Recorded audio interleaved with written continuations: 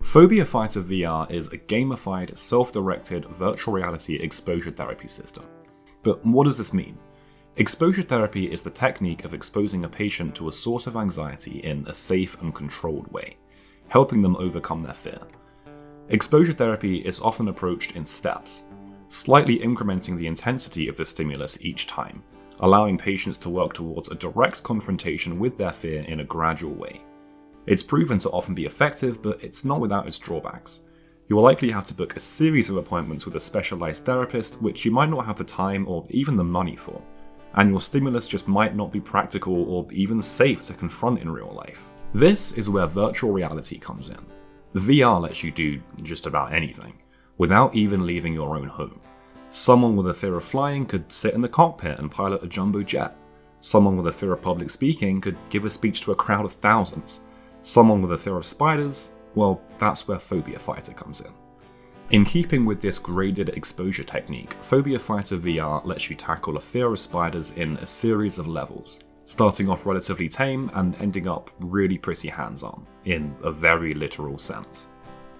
This isn't the first system of its kind. You will find other VR exposure therapy programs available on the likes of Steam and the Oculus Store, but after the years of work I've invested in this, I'm gonna put myself out there and say that when PhobiaFighter releases next year, I think it's going to be the best. And that's down to a few key innovations. The first of which is gamification. Rather than just sitting in the environment with your spider, PhobiaFighter encourages you to actively engage with the stimulus through a series of games, tracking your score and eventually rewarding you with some fun ways to customize your surroundings. Another innovation PhobiaFighter uses to its benefit is full integration with the Oculus Touch motion controllers, allowing direct interaction with the stimulus. I've always been surprised that existing systems don't seem to have attempted this. The sense of touch feels like a really crucial aspect of this kind of a phobia, and it really does elicit a response to feel the controller vibrate in your hand as you pick up a spider and watch it wriggling around. This also serves as an intuitive way to interact with the interface. What you're seeing here are known as subjective units of distress.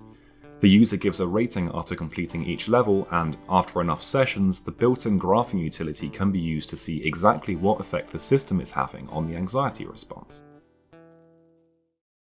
But my plans for this are a little more ambitious.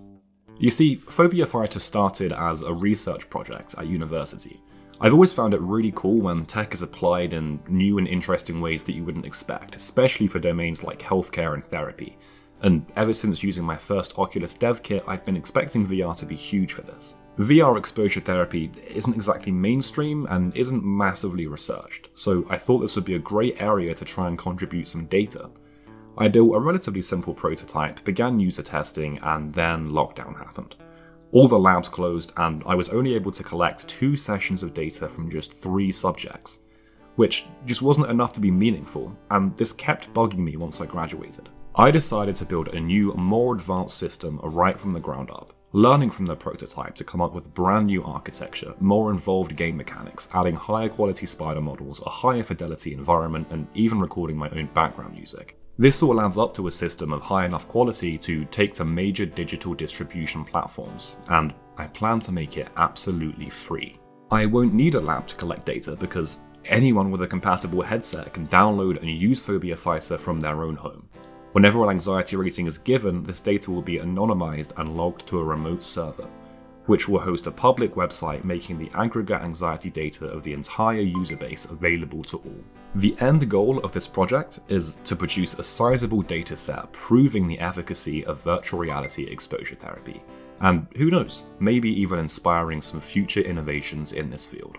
PhobiaFighterVR will be releasing for compatible headsets in 2022. In the meantime, you can check out my ongoing Dev Diary series on my channel to see just how I've gone about building all this. Thank you so much for watching.